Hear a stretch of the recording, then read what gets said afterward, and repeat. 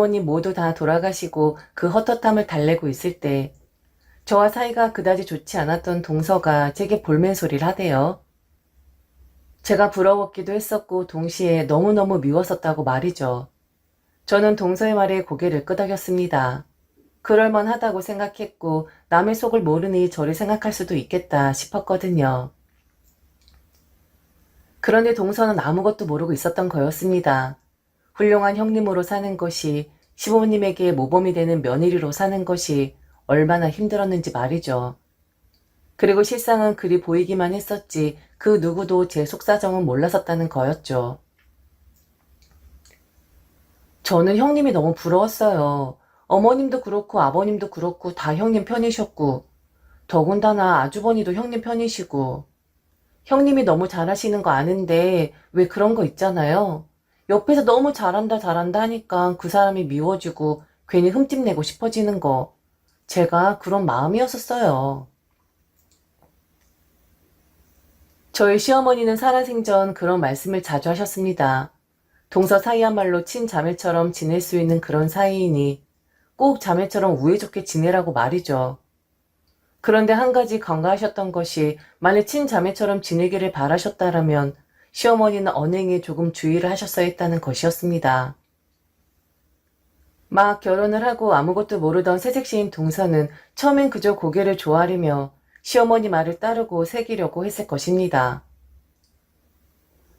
그런데 시어머니가 의도를 하셨던 건지 아니면 너무 솔직하셨던 건지 모르겠으나 사사건건 저와 동서를 비교하기 시작하면서 균열이 생기게 되었죠. 동서는 아마도 그 말에 반발심이 생겼을 것이고요. 사실 저도 시어머니의 말씀을 돌이켜보면 과연 동서 사이의 우애와 화합을 위해 저리 말씀을 하시는 건지 아니면 시댁에 누가 더 잘하고 누가 더 열심히인지 효도 경쟁을 시키시려 하는 건지 헷갈리긴 했었습니다. 시샘을 자극했다 해야 할까요? 이 집안에 먼저 시집을 오고 첫째 며느리로 자리를 잡았던 저는 그냥 시어머니의 말을 한 귀로 듣고 한 귀로 흘렸었습니다. 그리고 그럴 수밖에 없었던 것은 제 친정은 참으로 가난했어요. 가난한 집안의 며느리 혹시나 친정으로 돈 빼돌리지 않을까 당연히 탐탁치 않으셨겠죠. 그래서 저는 초반에 시어머니의 거친 말들에 몸둘 바를 몰라 하곤 했었습니다. 하지만 군대도 처음엔 힘들지 짬밥이라는 게 생긴다죠. 어느새 저도 시댁 짬밥이 생겼는지 시어머니가 그러시든지 말든지 하고 웃으며 넘기게 되더라고요. 그런데 세월이 갈수록 동서는 시어머니의 말을 가슴에 담아두기 시작했죠. 한마디로 동서는 처음과 다르게 엇나가기 시작했고 시어머니를 포함 저까지 모두 거리를 두기 시작을 하더군요. 그 모습이 안타까웠지만 당해봤던 저로서도 동서에게 이해를 해라, 그냥 넘어가라 라는 말을 할 수가 없었습니다. 그리고 아무 말도 하지 않는 게 차라리 동서의 속을 긁지 않는 것이라 생각했고요. 저희 시어머니 성향이 좀 과하시긴 하거든요.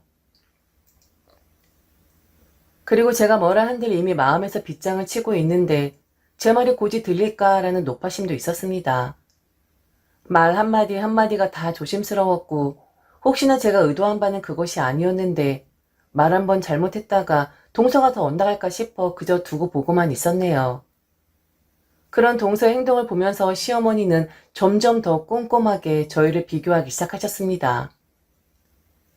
저 혼자 며느리일 땐 그렇게 저만 죽어라 잡아대시더니 동서를 드리고 나서는 신기하게도 저를 치켜 세우시대요. 참으로 신기한 일이었죠. 하지만 시어머니의 속내는 전혀 그렇지 않았지만서도요. 형만한 아우 없다. 넌 어떻게 네 형님 팔끝도 따라가지 못하니?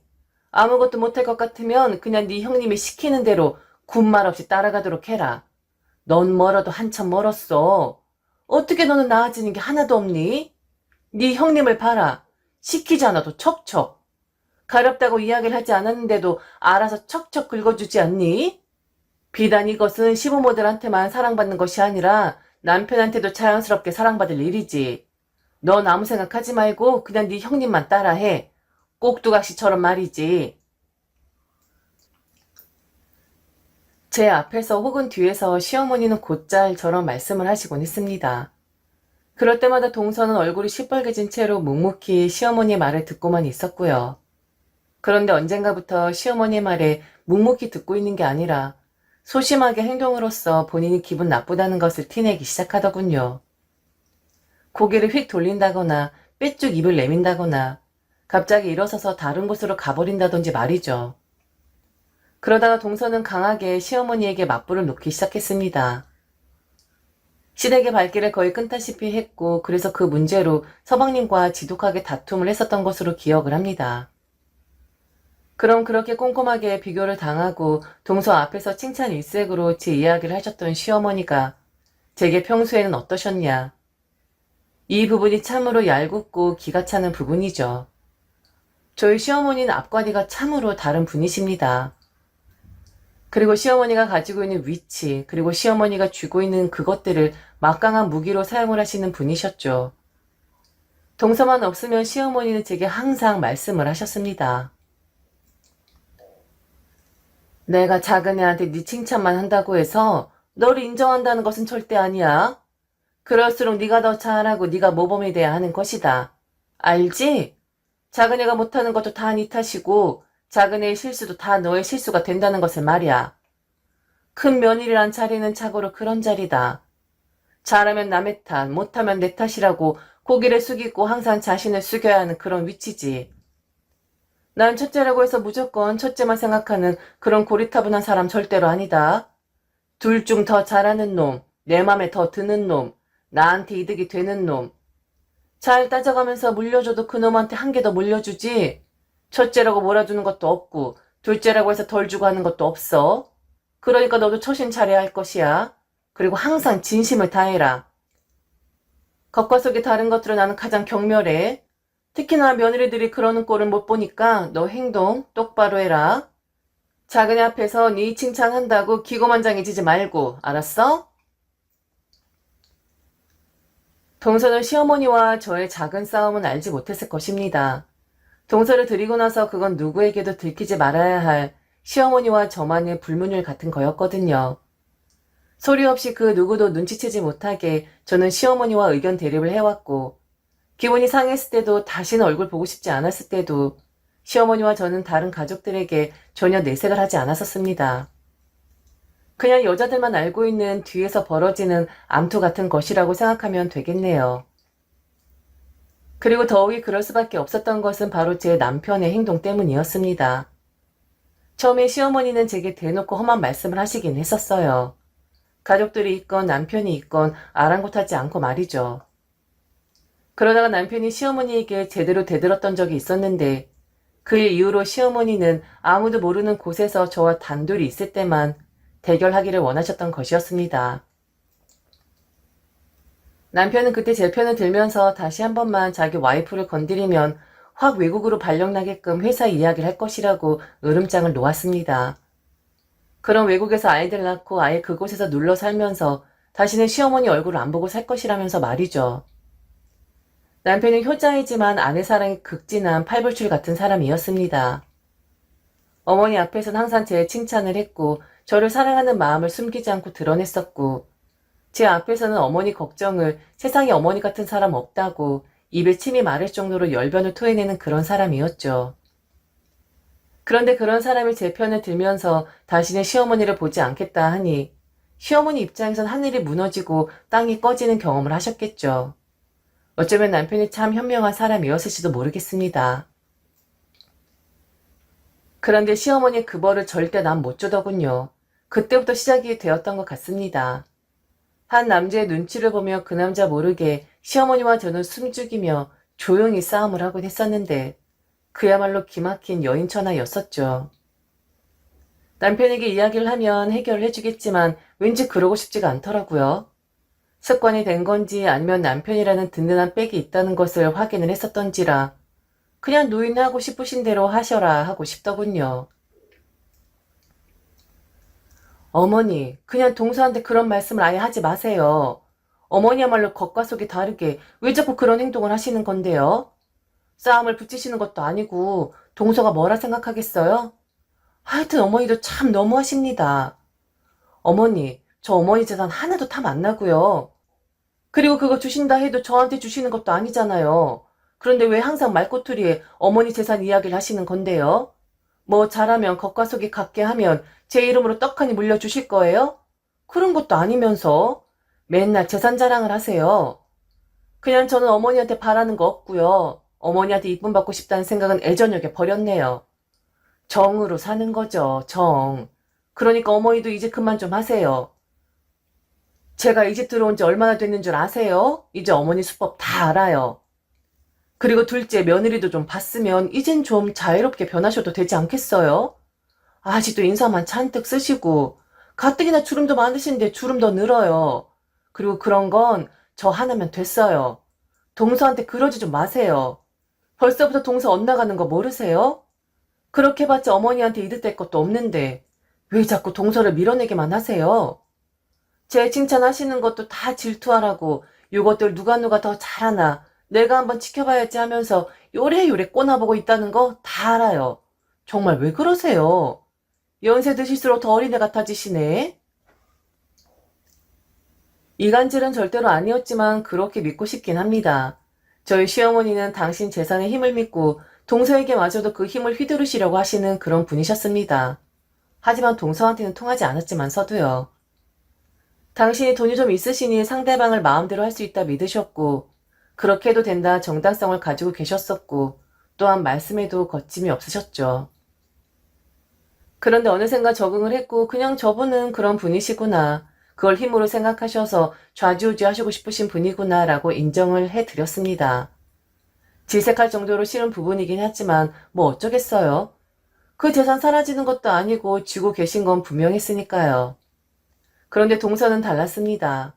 시어머니를 향한 원망과 노여움들은 비단 시어머니만을 향하는 게 아니라 그게 저한테도 불똥이 튀기 시작하더군요. 그날은 시댁에 다들 모여 저녁을 먹고 가볍게 한 잔씩을 하고 있던 중이었습니다.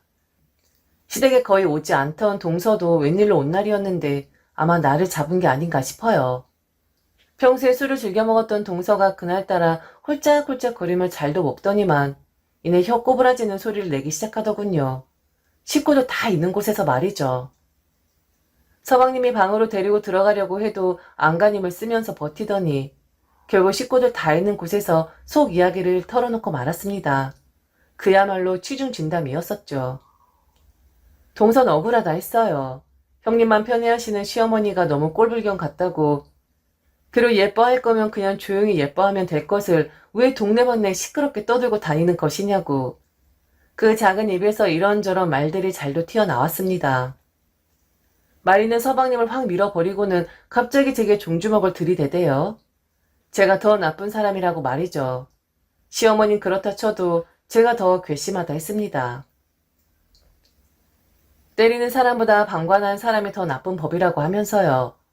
그러면서 그리 이쁨 받으니 좋냐고 제게 막 소리를 질러대며 울부짖는데 어찌할 바를 모르겠더군요. 그날은 동서가 너무 난리를 치는 바람에 모두 서둘러 집으로 돌아갔는데 집에 가니 문자 한 통이 와 있었습니다. 바로 서방님이었죠. 죄송하다 하더군요. 그날 제 기분은 참 많이 착잡했었습니다. 그런데 남편은 당연히 화가 나 있었고요. 술 깨면 반드시 집으로 찾아와 무릎을 꿇고 사과를 해야 할 것이라며 서방님에게 엄포를 놓았습니다.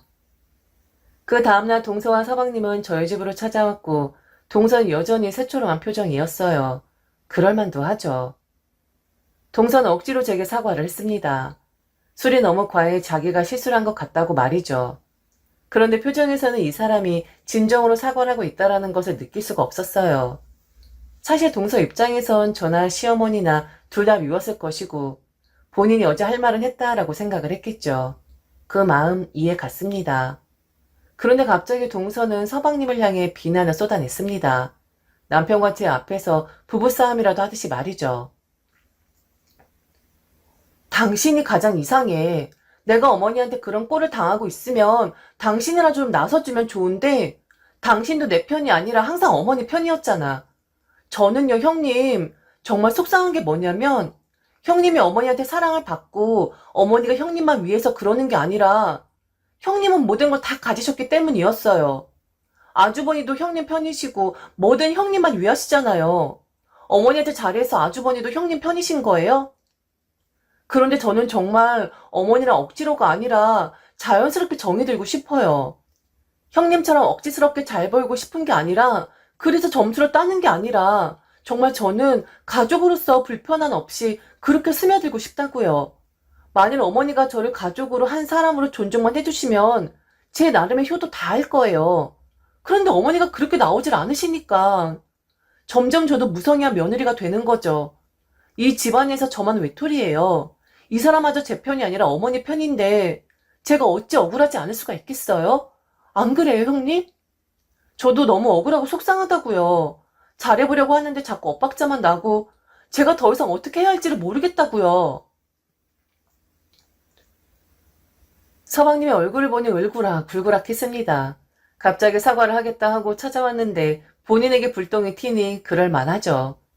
결국 서방님도 저희 앞에서 폭발을 하고 말았습니다.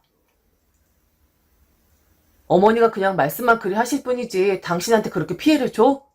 당신을 미친듯이 미워하면서 구박하시는 것도 아니고 솔직히 경제적으로 부담을 주는 것도 아니고 단지 말씀하시는 게 좀 투박하니까 그러시는 건데 그게 그렇게 힘들고 괴로워?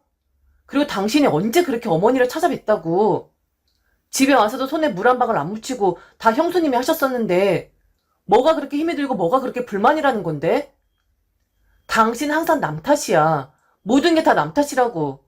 다른 사람들이 나를 이렇게 안 봐줘서, 다른 사람들이 나한테만 뭐라 해서, 다른 사람들이 내 편을 안 들어줘서 당신이 곰곰이 생각을 해봐. 당신이 스스로 형수님하고 한번 비교를 해보라고. 둘째 며느리라고 해서 요리조리 핑계대면서 다 빠지고 한 사람이 참 당신이 듣기 싫은 말 나도 한번 해야겠다. 형수님 좀 본받아. 뭐 형수님은 편하셨겠어? 당신 같은 시절 겪지 않으셨는 줄 알아? 좀 사람이 넓게 마음을 쓸 수는 없는 거냐? 그런 걸 가지고 술을 마시고 난리를 부리고 이젠 하다하다 형님 앞에서 형수님 앞에서 투정 부리는 거야? 좀 적당히 해라. 당신은 정말 멀었다. 형수님 따라가려면 한참 멀었다고. 갑자기 사과를 한다는 사람들이 남편과 제 앞에서 싸움을 하는데 너무 어이가 없다 보니 웃음이 다 났습니다. 그런데 이해는 되었어요. 사실 저는 동서와 그다지 가깝게 지내진 못했습니다. 저도 시어머니가 이야기하시는 친자매 같은 동서지간이 되어보고 싶었지만 앞뒤가 다른 시어머니를 둔 며느리로서 형님으로서 그럴 수가 없었어요. 두 명의 며느리가 서로 같은 편이 될 수 있는 방법 중 최고의 방법이 뭘까요? 다들 아시다시피 시댁 욕이고 남편 욕입니다.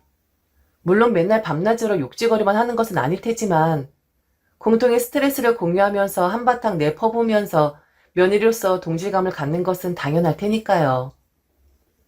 하지만 앞서 말한 듯이 저희 시어머니는 동서에게는 저를 본받아라, 형님만큼만 해라 말씀을 하시는 분이었지만 뒤에 와서는 제 면전에 대놓고 제게 거친 언사를 하셨던 분이셨습니다. 저는 절대로 동서에게 제 속내를 드러낼 수가 없었어요. 그럼 저 또한 시어머니에게 받은 편견과 모멸감을 이야기해야 하는데 왠지 그러고 싶지가 않더라고요. 이해를 하실 수 있을까 우려가 되지만 제가 시어머니를 배려하는 방법이었습니다. 며느리들끼리 시어머니가 이렇다 저렇다 맞장구를 치며 도마 위에 시어머니를 올리고 싶지가 않더라고요.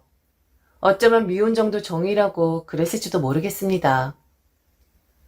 하지만 시어머니가 동서에게 험하게 이야기를 하시긴 했었지만 적어도 동서의 자존심을 긁어대는 말씀은 하시지 않았던 것으로 기억을 해요. 저보다는 동서를 조금 어려워하신 부분도 분명히 있었거든요. 하지만 동서가 들어오기 전에 이를 전혀 모르니 동서 입장에선 본인만 잡아댄다고 생각할 수도 있고 제가 시어머니와 짜고 본인만을 괴롭히고 있다고 생각을 했을지도 모르겠습니다. 그리고 가만히 있는 제가 방관자로 보였을 수도 있고요. 그렇게 둘이서 다툼을 벌이는데 오해를 풀어야겠다 생각을 했어요. 기왕지사 말이 나온 김에 말이죠. 그리고 저도 동서에게 이유 없이 미움받는 것도 그만하고 싶었고요. 두 분 다 그만하세요. 동서 말도 맞고 서방님 말도 맞아요. 그런데 우선 동서, 나는 그렇게 말이 많은 사람이 아니야. 그건 잘 알지? 동서 마음 내가 왜 모르겠어. 그런데 동서가 지금 오해를 하고 있는 게 나는 그렇게 좋은 며느리도 아니고 동서 말처럼 억지스럽게 시어머니 마음에 들려고 노력하는 그런 며느리도 아니야. 그냥 나는 어머니란 자체를 받아들인 사람이다. 그리고 나는 매일같이 아무도 모르게 어머니랑 싸우고 있어. 예전에 일방적으로 당했다며 이제는 나도 제법 맞받아치고 가끔은 싫은 소리도 하고 그래. 왜 우리가 다른 사람들 모르게 음지에서 싸우게 되었는지는 차차 알게 될 거야. 동서 말처럼 그렇게 된 이유 중에 가장 큰 건 바로 이 사람 때문이기도 하지. 항상 내 편인 내 남편 때문에 어머니랑 내가 눈치 봐가면서 몰래 투닥거리기 시작했거든. 동서, 동서한테만 그러시는 거 아니야. 나한텐 더 하셔. 더 했으면 더 했지 덜 하지 않으셔. 그렇게 험한 말을 쏟아내셨는데도 어디 가서 배워오시는지 너무 다양하고 매일매일 새로워. 어머니 절대로 내 편이 아니니까 그 점은 동서도 오해하지 말아줘. 그리고 서방님, 아내들이 살면서 남편에게 가장 원하는 게 뭔 줄 아세요? 바로 남편이 내 편이기를 바란다는 거예요. 내 편은 나의 아픔을 고스란히 알고 나의 고민을 굳이 내가 말하지 않아도 알아차리는 법이죠. 항상 시선이 나에게로 고정이 되어 있을 테니까요. 그리고 아내의 자존심을 지켜주는 건 바로 남편입니다. 지금 저와 비교를 하시면서 말씀하실 게 아니라 왜 당신은 견디지 못하느냐, 왜 맨날 투정만 부리느냐, 훈계를 할 것이 아니라 내 수고를 알아줘야 하는 게 바로 남편이 해야 할 일이죠. 저와 비교하는 건 지금부터 당장 관두세요. 저 그렇게 좋은 며느리 아니에요. 저 속으로 맨날 어머니 욕하고 있어요. 그러니까 절대적으로 동서의 편이 좀 되어주세요. 남편이 내 편이 되었다고 확신이 들면 아내로서 며느리로서 어떤 게 달라지는 줄 아세요? 지고도 이긴 느낌이 들어요. 아무리 시어머니가 나를 깎아내려도 절대 깎아내려주질 않더라고요. 이건 제가 직접 경험한 거니까 동서의 마음이 강해지길 원한다면 그리고 어머니와도 잘 지내길 바란다면 절대적으로 동서의 편이 되어주세요. 동서도 이기는 마음이 들 수 있게 말이죠. 동서지간이라는 것이 참 힘든 사이입니다. 오해를 하게 되면 끝도 없이 하게 되는 사이고 시어머니 말처럼 친자매 사이처럼 지낼라 치면 친자매보다 더한 그런 사이가 될 수 있는 그런 관계죠. 이후로도 저는 동서와 적당한 거리를 두면서 지내긴 했습니다. 이야기를 했다고 해서 극적으로 사이가 좋아진다거나 아니면 동서가 극적으로 시어머니를 이해하기 시작했다거나 하는 드라마틱한 변화는 없었습니다. 다만 한 가지 저를 시어머니와 동일선상에 올려놓고 미워하던 것을 점차 줄여가긴 하는 것 같았어요. 그런데 이후 시부모님 모두 돌아가신 이 시점에선 가끔 만나서 차 한잔 마시는 그런 사이가 되더군요. 그리고 여전히 동서는 그럽니다. 제가 부럽다고 말이죠. 그런데 저야말로 그 당시 동서가 참 부러웠어요. 당 잡고 시어머니에게 뾰족뾰족하게 나를 세우는 모습을 보면서 상대적으로 그러지 못했던 제 지난날의 무능함과 못남이 확인이 되었었거든요. 하지만 동서와 더 친해지거나 하는 건 없네요. 제가 말주변도 없고 워낙에 심심한 사람이라 그러한가 봅니다. 저는 용기 없고 지혜가 없는 그런 형님이었습니다. 그래서 그 피해는 고스란히 동서가 받았을지도 모르고요.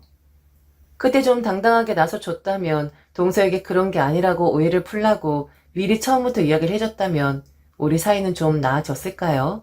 물론 지금도 나쁜 건 아니지만서도요. 그건 저도 잘 모르겠습니다. 그나저나 주저리 시시콜콜한 이야기 들어주시느라 고생하셨습니다.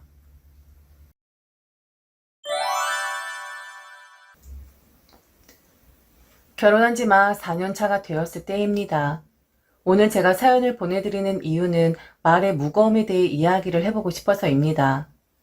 그냥 넘어갈 수 있는 정도의 말일 수도 있었을 텐데 저는 남편이 그 말을 했다는 것을 용서할 수가 없었습니다. 그리고 그런 남편에게 배신감까지 들었고요. 그날 저녁은 아무 일 없이 평온한 날이었습니다. 남편보다 조금 늦게 퇴근을 했는데 남편이 이미 저녁밥을 다 해놓은 상태였었죠. 저희는 처음부터 그랬었습니다. 일찍 온 사람이 저녁밥을 하는 것으로 말이죠. 그런데 그날따라 남편 표정이 좋지를 않더라고요. 그래서 저는 회사에서 무슨 일이 있었냐고 물으니 갑자기 언성을 높이면서 그러더군요. 좀 일찍 오면 안 돼? 그리고 오늘 야근 있다고 얘기하지 않았었잖아. 아니면 일부러 늦게 오는 거야, 뭐야? 아, 정말. 집에 와서 이렇게 밥을 차리고 있는 내 모습이 오늘 왜 이렇게 처량해 보이냐? 아, 정말 짜증나네. 밥 다 차려 놓았으니까 먹어. 나는 입맛 다 떨어졌다.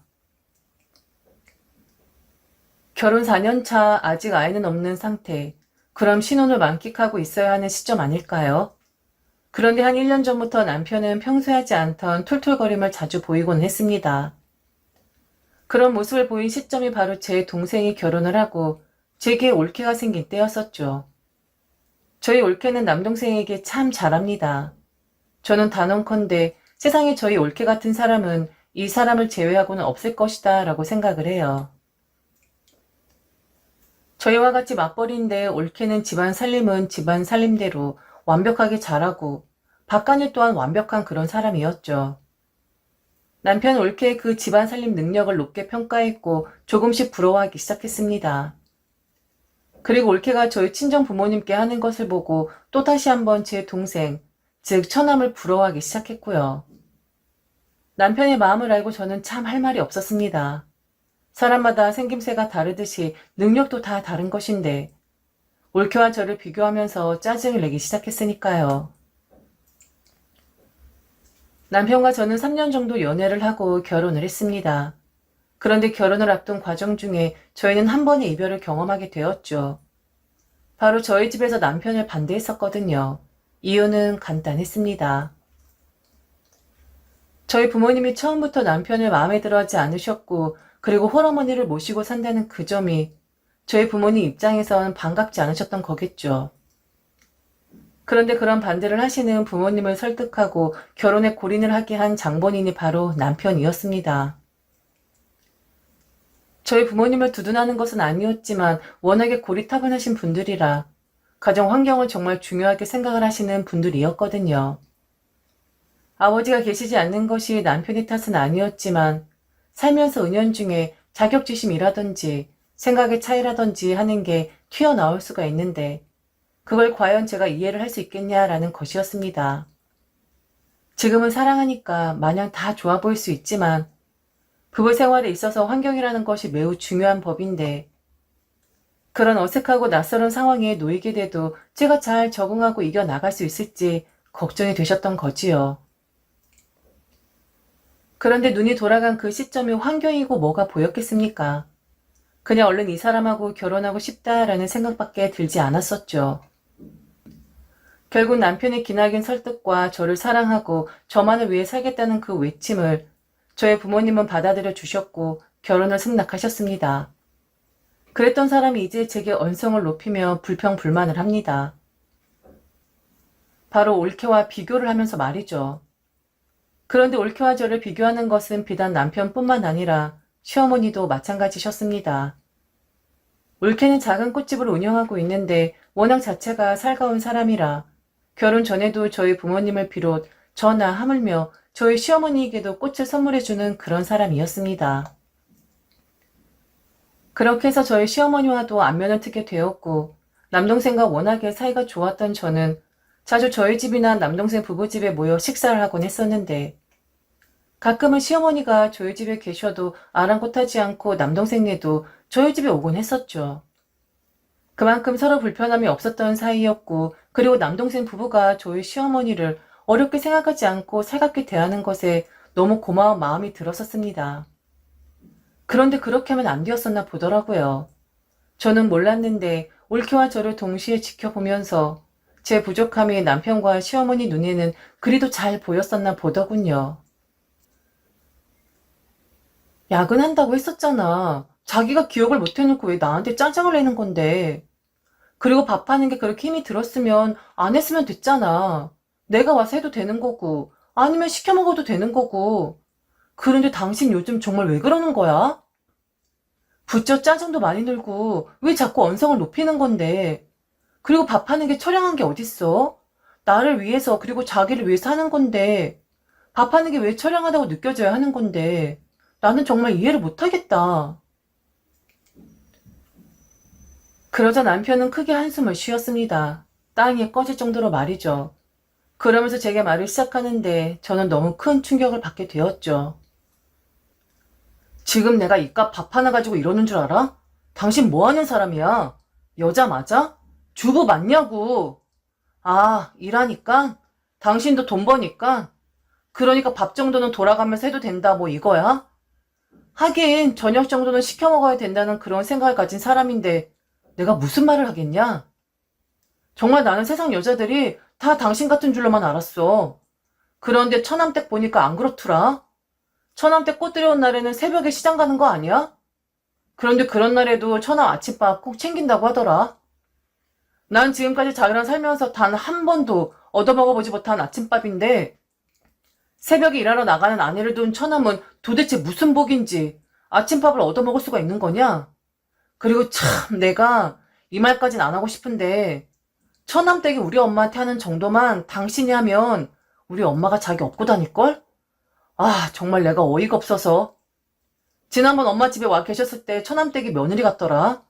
완전 우리 엄마 옆에서 달라붙어가지고 웃으면서 얘기하고 막 맞장구 쳐주고 하는데 와 정말 나 깜짝 놀랐다. 하긴 자긴 장모님께 처남댁은 완전 200% 완벽한 며느리감이지. 그에 반해 당신은 어때? 당신 우리 엄마 인간 취급도 안 하잖아. 돈도 없고 남편도 없고 도와줄 거 없는 사람이니까 시어머니 취급도 안 하는 거잖아. 엄마가 당신 눈치 얼마나 보는 줄 알아? 우리 집에 와서 지금까지 하룻밤을 못 주무시는 분이야. 그게 왠 줄 알아? 당신 눈치 보이니까. 당신이 싫어할 테니까. 당신이 정말 모르는 게 있는데 당신은 당신이 엄청 잘난 줄 알지? 그리고 이렇게 행동하는 게 당연하다 생각하지? 그런데 그거 알아? 자기가 우리 집에 한다고 하는 것들 사실 내 기준치에 맞지도 않고 차지도 않아. 그건 우리 엄마도 마찬가지일 것이고 직장인으로서는 인정. 그런데 당신은 아내로 며느리로는 빵점이야. 알아? 남편의 날성 그 말에 저는 어찌할 바를 모르고 서 있었습니다. 살면서 그 누구와 비교를 당해 본 적도 없었고, 그리고 저는 제가 뭘 그렇게 잘못을 한 건지, 그래서 이렇게 비난을 받아야 하는 건지 이해 자체가 되질 않았거든요. 너무 억울했습니다. 그리고 이 오해를 어떻게 풀어야 할지, 어디서부터 말을 시작해야 할지 모르겠더라고요. 남편이 한 말은 제게는 너무 잔인하다 느껴졌었거든요. 그럼 여기서 제가 어떤 며느리였는지를 우선 말씀을 드려야겠네요. 네, 저는 올케처럼 살가운 그런 며느리는 절대 아닙니다. 일을 해서 돈을 같이 버니까. 아니면 시댁의 시자는 듣기만 해도 소름 돋는 곳이니까.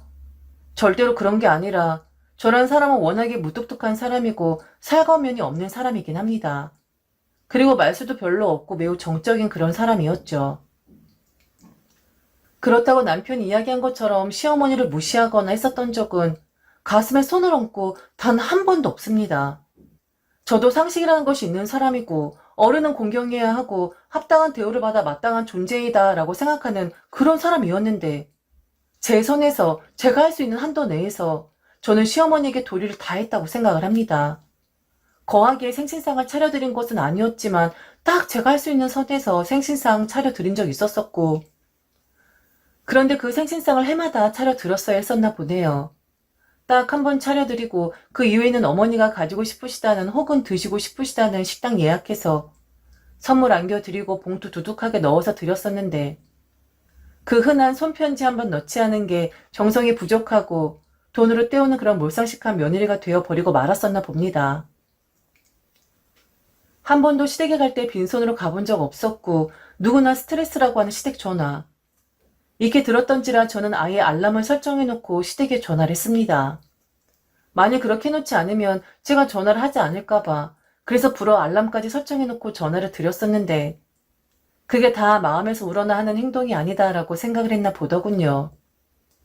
하다못해 시아버지 제사 때도 남편은 바빠 참석 못한다 했어도 저는 시어머니 혼자 계실 것이 안쓰러워 늦게라도 참석을 했었습니다.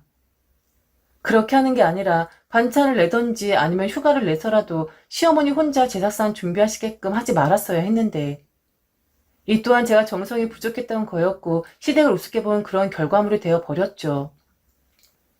제 나름 최선을 다하는 것이라 생각했는데 그래도 이 정도면 어디 가서 욕 얻어먹을 며느리는 아니겠구나 생각을 했었는데 시어머니나 남편 입장에서는 그렇지 않았었나 봅니다. 저희 올케를 보면서 말이죠. 저는 절대로 올케처럼 하지 못합니다. 시부모님에게 착착 안기지도 못하고 마치 딸처럼 팔짱 끼고 하루에도 3-4번씩 전화통화하고 아무 일 없어도 연락 없이 시부모님 집 방문해서 깜짝 파티 해주고 저는 저렇게는 못합니다. 저런 건 알람을 설정해 놓아도 하지 못하는 그런 행동들이죠. 제가 아무 말 못하고 있으니 남편이 다시 쐐기를 박았습니다. 엄마는 자기를 싫어하진 않아. 그런 내색은 없잖아. 그런데 자기를 좋아하거나 아끼는 마음은 없지. 왜냐? 당신 자체가 먼저 엄마에게 그런 마음이 없으니까. 엄마가 얼마 전에 그러더라. 처남댁 같은 며느리 얻었으면 너무 좋았을 것 같다고. 내가 그 말 듣는데 엄마한테 얼마나 미안하던지 못난 아들 둬서 엄마까지 대우 못 받는 것 같아서 내가 너무 비참했었다고. 내가 사랑하고 믿고 있는 사람이 저렇게 나를 못 믿고 있었고 나의 진정성을 의심하고 있었구나라고 생각을 하니 하늘이 무너져 내리는 것 같더군요. 더군다나 사랑하는 사람의 어머니까지 저를 탐탁지 않게 생각을 하셨다 하니 그 점도 마음이 아팠고요. 남편은 저 말을 하고는 집을 나가버렸습니다. 심각하게 돌발적인 행동에 저도 주춤할 수밖에 없었는데 우선은 남편이 너무 흥분된 상태이니 좀 가라앉히기 위해서 잠시 떨어져 있는 것도 낫겠다 싶었습니다. 그런데 시간이 가면 갈수록 제가 점점 더 흥분이 되더라고요. 내가 뭘 그렇게 잘못을 많이 했다고, 나는 한다고 했는데 그동안 내가 한 건 아무것도 아니었었나? 꼭 손편지를 줘야 하고 손을 잡아줘야 하고 하루에 3-4번씩 통화를 해야 진정성이 느껴지는 건가? 그리고 남편의 불만인 집안일도 그러했습니다. 주 5일 근무해서 남편이 전역을 하는 횟수는 통상적으로 주 1회 정도밖에 되질 않습니다. 그 외에 집안일인 청소, 빨래 등등은 다 제가 도맡아서 하고 있고 하물며 4년 동안 남편은 화장실 청소를 한 번 하지 않은 사람이었죠. 유일하게 제가 집안에서 건드리지 않는 것은 바로 쓰레기 처리였습니다. 집안일을 나눠서 한다 해도 제가 10번 하면 남편은 한 번 정도 하는 정도인데 이게 그렇게 비난을 받을 일인가요? 그리고 애초에 남편이 하는 정리가 마음에 들지 않아서 남편이 정리를 해도 제가 또다시 하는데 제가 그렇게 주부로서 낙제 점수를 받을 만한 사람인 건가요? 단 하나의 집안일도 시키지 말아야 그게 100점짜리 주부이고 아내인 겁니까? 나의 일상이 매 순간 시어머니를 생각하는 마음으로 가득 차 있어야 그게 100점짜리 며느리인 것이고 그게 당연히 며느리가 해야 할 도리인 것인가요? 제 나름 최선을 다했었는데 남편이 저리 이야기를 하니 정남이가 뚝 떨어지더군요. 그리고 그동안 남편의 단점을 보았을 때 개인의 특성이다라고 인정을 하고 넘어갔던 것들이 막 생각이 나기 시작했습니다. 그리고 차라리 이래도 욕먹고 저래도 욕먹고 진정성 없고 부족하다 느낀다면 그냥 놔버려야겠다는 생각이 들더군요. 그리고 그 생각까지 했습니다. 솔직히 내가 뭐가 그리 아쉬워서 내가 배우질 못했나? 아니면 집안이 딸리나? 아니면 학벌이 부족한가? 아니면 직장과 연봉이 후덜덜하게 차이가 나나? 전혀 해당되는 사항이 없었거든요. 제가 뭘 더 해야 하는 건지 감을 잡을 수도 없었고 감을 잡았다 하더라도 그 정도까지는 저는 못할 것 같았습니다. 정성이 없어서 진심이 없어서 그렇다고 해도 어쩔 수 없이 저는 딱 그 정도만 할 줄 아는 그런 인간이었거든요. 그렇게 혼자서 이런저런 생각을 하고 있는데 시어머니께서 전화가 왔습니다. 혹시 시댁으로 남편이 간 건가? 남편의 돌발적인 행동을 아시고 전화를 하신 건가? 하지만 저는 최대한 내색하지 않고 아무 일 없었다는 식으로 전화를 받았습니다. 그런데 시어머니는 그런 저의 평온한 목소리까지 탓을 하시더군요. 걱정을 끼치고 싶지 않아 불어 내색을 안 한 것인데 한 가지 일이 꼬이니 2개, 3개 연달아 모두 다 꼬여지는 듯 했습니다. 애비 우리 집에 와 있다. 오늘 일이 좀 있었다며? 애가 속상해서 부르르 떨더라.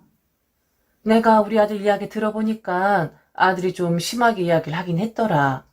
아무리 그래도 비교하는 건 아니지.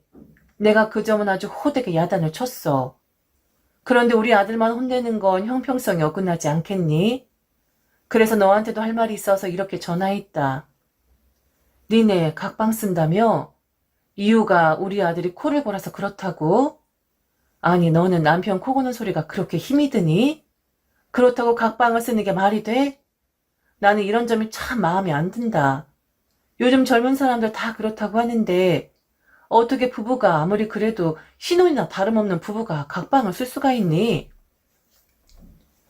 나는 만약 옆에서 남편이 코를 골면 자장가처럼 들릴 것 같은데 그런 사소한 것들에서 우리 아들은 너한테 무시를 당하고 있다고 생각을 한 것 같더라. 이건 네가 이해를 해야 하는 부분이고 네가 참 잘못되고 이기적인 행동이었어. 너 편하자고 남편을 다른 방으로 보내는 게 말이나 되니? 부부란 짝으로 싸워도 한 이불을 덮어야 하는 법인데 그깟 코 고는 것 따위가지고 한 이불을 덮지 않고 따로 방을 쓰고 말이야. 이 소리 듣고 나 너한테 실망했다. 네가 우리 아들을 생각하는 게 고작 그 정도인 건가라는 생각이 들어서. 그리고 나한테는 어찌해도 정말 상관없어. 능력이 있는 시험이길 하나, 그렇다고 죽어서 번듯하게 남겨줄 것이 있길 하나, 아무것도 없는 초라하게 늙어가는 노인네 무시하고 신경 안 써도 아무 상관없어. 그런데 우리 아들은 좀 다르지 않니? 대우받을 만큼 그리고 너한테 존경받을 만큼 나 우리 아들 잘 키워냈다고 생각한다. 그런데 우리 아들 이야기 들어보니 네가 좀 주부로서 아내로서 소홀한 부분이 없지 않아 있긴 하더라. 요즘 여자들 다 일한다. 일하면서도 남편 아침밥은 기본적으로 다 챙겨주고 한다더라. 그리고 만일 아이라도 가지게 되면 네가 휴직을 하거나 아니면 퇴사를 해야 할 텐데 그땐 우리 아들 혼자서 경제활동해야 하는 거 아니니? 그럼 그때를 생각해서 애를 잘 챙겨 먹여야지. 왜 그렇게 네 남편 귀한 줄을 모르니? 그러니까 우리 아들이 네 옳게 가는 거 보고 그리도 부러워하지. 남자들은 원래 다 그래. 물론 비교하는 것은 안 되지만 그거 너무 섭섭하게 생각하지 말아라. 사실 네 올케가 좀 잘하니? 살갑기도 하고 웃음도 많고 남자들이라면 모두 그런 여자 아내로 맞이하고 싶을 거다. 이건 보편적인 생각이니까 우리 아들 말이 너무 서운해하지 말라고. 길 가다 모르는 남자들 붙잡고 죄다 물어봐도 네 올케 같은 여자라면 1등 신부감이라고 할 테니까. 아이고, 좀 서로 배려하면서 아껴가면서 이해하면서 그렇게 살지 못하겠니?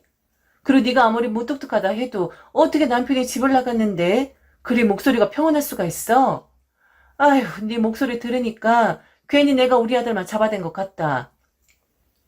딱 내가 네 목소리 들으니까 네가 평소에 우리 아들을 얼마나 무시하며 살았을지 느껴진다. 남편이 잘못을 한 것은 맞지만 세상 남자는 다 그러한 법이고 다들 그리 생각을 하는 것이니 제게 서운함을 갖지 말라는 시어머니. 시어머니 말을 들어보면 저는 부족하다 못해 며느리란 말도 아내라는 말도 하면 안 되는 그런 사람이었습니다. 그런 부족한 사람이 빠져야 하는 거겠죠. 어머니께는 드릴 말씀 없어요. 그런데 어머니, 부부 일은 부부들만 아는 거예요. 아무리 그이가 어머니 자식이라 해도 남편으로서 그 사람이 어찌 행동하고 하는지는 알 수 없는 거라고요. 그 사람은 어머니한테 자식일 뿐이었으니까요. 그리고 제 목소리가 처음에 밝았던 것은 저는 어머니 걱정하실까봐 내색하고 싶지 않아서였어요. 부부가 살다 보면 다툴 수도 있는 것이고 서로 감정 상할 수도 있는 건데 그럴 때마다 티나게 하면 주위 사람들이 얼마나 피곤하겠어요? 그래서 그런 거니 그거 가지고 남편을 무시했네. 그런 말씀을 하지 않으셨으면 좋겠네요. 암튼 어머니하고 제가 무슨 이야기를 나눌 수가 있을까요? 어머닌 처음부터 저를 그런 사람이라고 단정을 지으신 것 같은데 저는 그이랑 이야기를 하면 될 것 같고요. 시간 되면 전화를 주던지 집으로 오던지 하나 해주세요. 결론은 지어야 할 테니까요. 곧바로 남편에게 전화가 오더군요. 그러면서 역시 저는 시어머니 알기를 정말 우습게 생각하는 사람이고 인간 취급을 안 하는 사람이었다고 어찌 죄송하다라는 말 한 번 안 할 수가 있는 거냐 실망을 했다 했습니다. 저는 지금 실망 정도가 아니라 끝을 생각하고 있는데 말이죠. 실망할 거리가 있다는 게 신기하네. 나는 당신한테 그런 마음도 없는데 말이지. 무슨 이야기를 해야 할까 고심을 했었는데 사실 나는 당신한테 무슨 이야기를 해야 할지 모르겠어.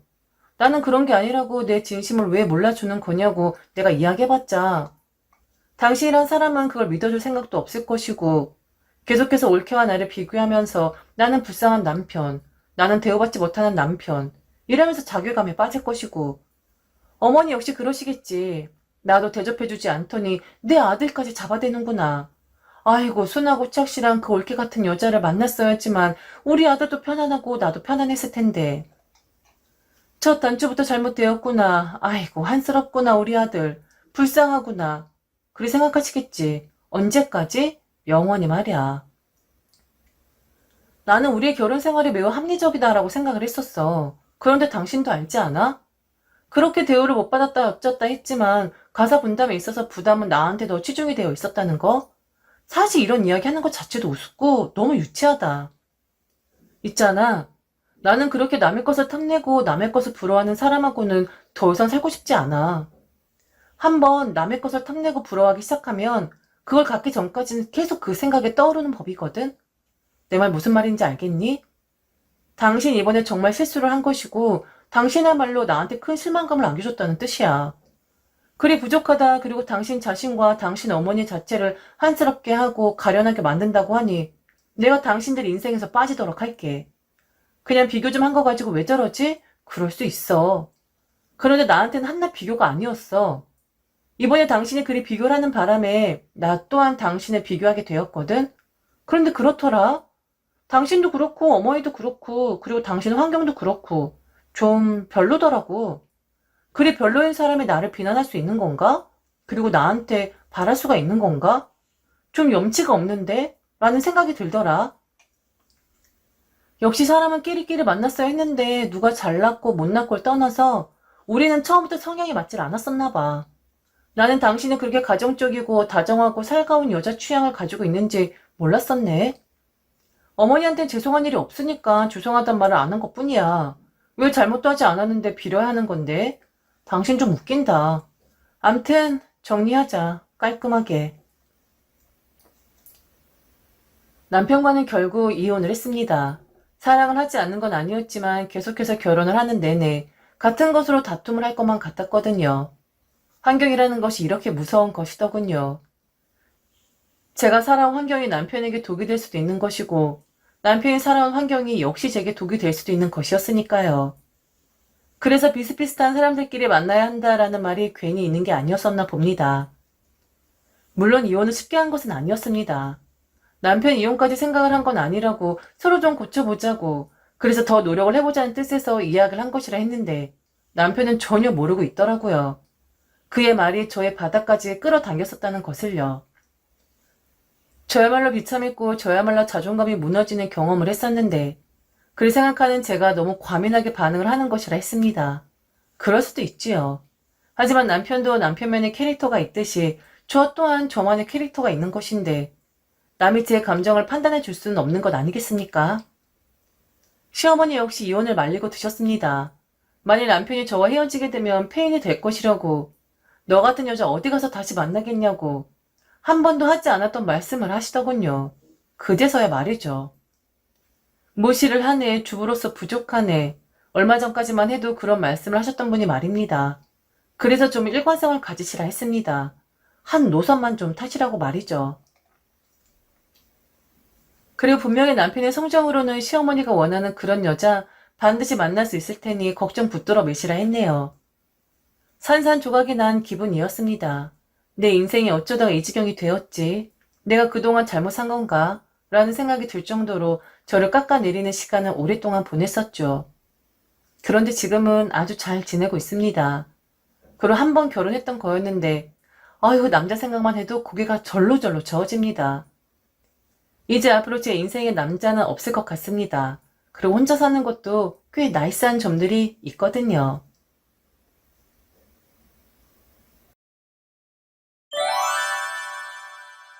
저는 불효자입니다.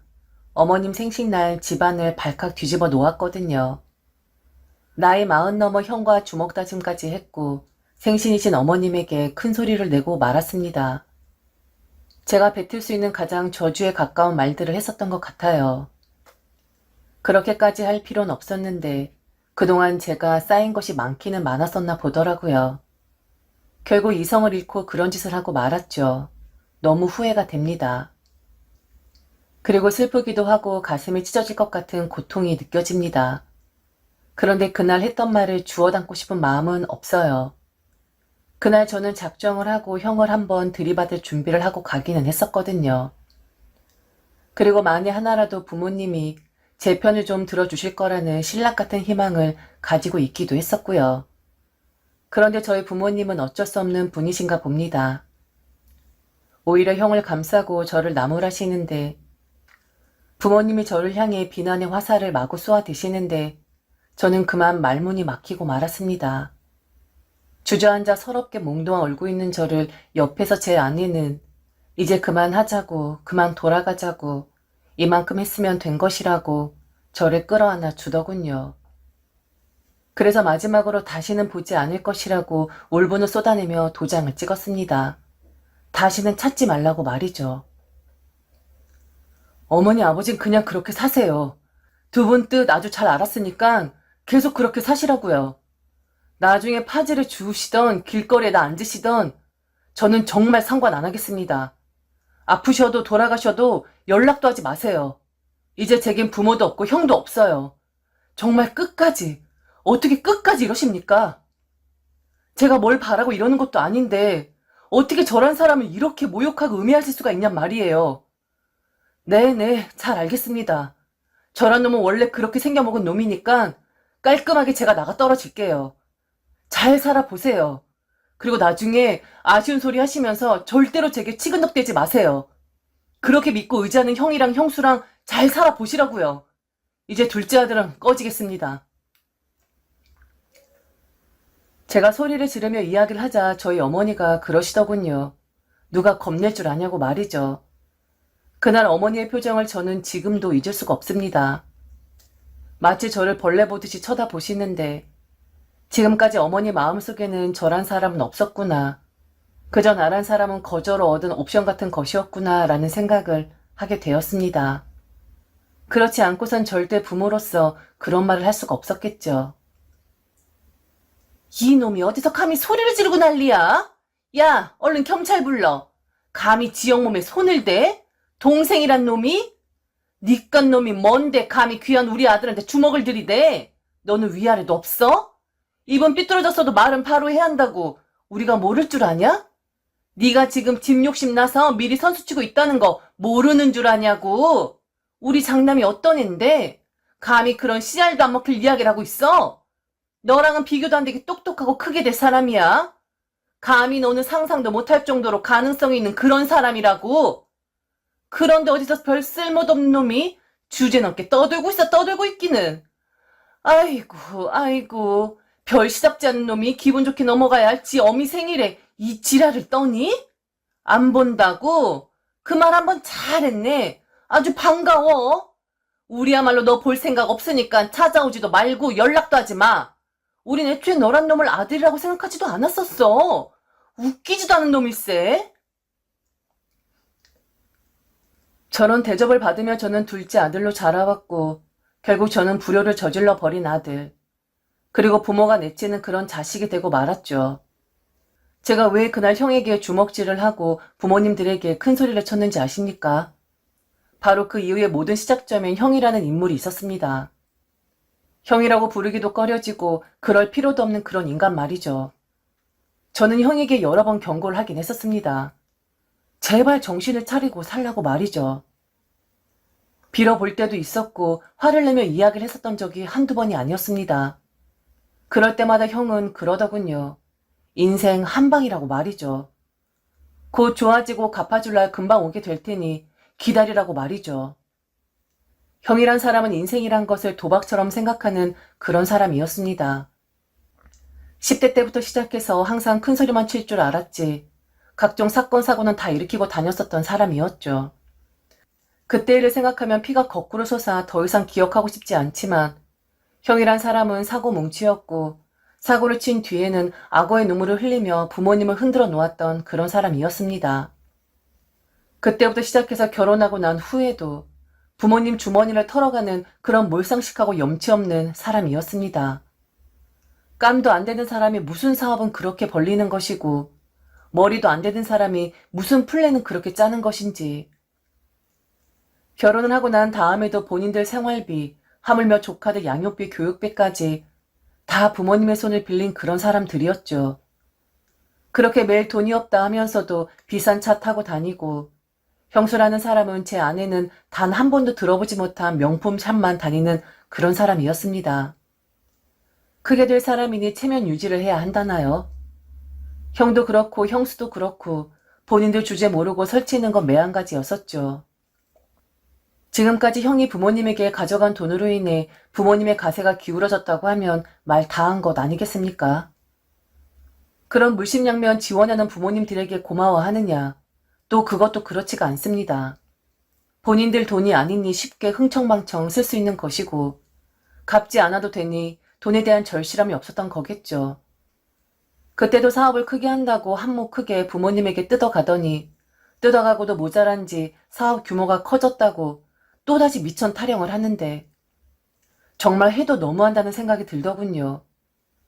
그렇게 부모 등골 빼먹으면 적어도 감사하고 형제한테 미안한 줄이는 알아야 하는데 실상은 그렇지가 않았었죠. 부모님 돈이 자기들 돈이라는 것이 너무 당연한 거였습니다. 그러다가 운 좋게 몇 달 잘 되면 코빼기도 보이지 않다가 또 잘 안 되면 부모님을 찾고 그때 더 지원을 해주지 않아 그리 된 것이라고 오히려 부모님 탓을 합니다. 정말 인간 같지도 않은 그런 것들이었죠. 제 입장을 고려해준다는 것은 두말하면 잔소리인 격이었죠. 서방님, 너무 저희들을 비난하지 마세요.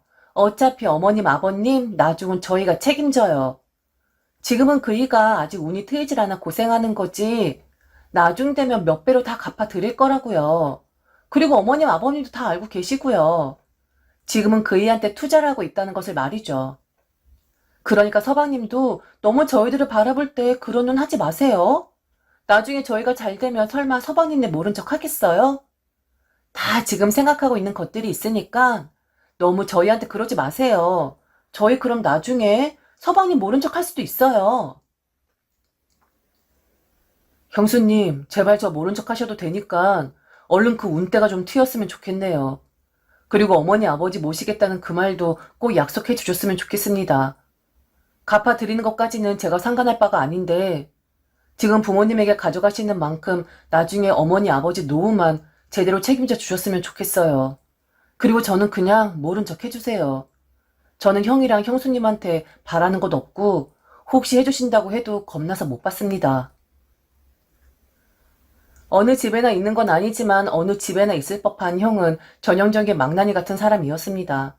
그런데 더 이해가 가지라는 것은 바로 저희 부모님의 태도였습니다. 부모님을 보면 언제까지나 죽을 때까지, 아니 만일 죽어서도 도움이 될 수 있다면 그때까지도 형의 뒤를 봐주려고 하는 모양새였습니다. 아껴가며 죽을 똥 살똥 모아두었던 재산 거의 탕진을 했는데도 여전히 형 그러십니다. 본인들 노후가 위태위태한 건 눈에 보이지도 않는 건지 장난만 싸고 도는 그 습관은 여전하셨던 거였죠.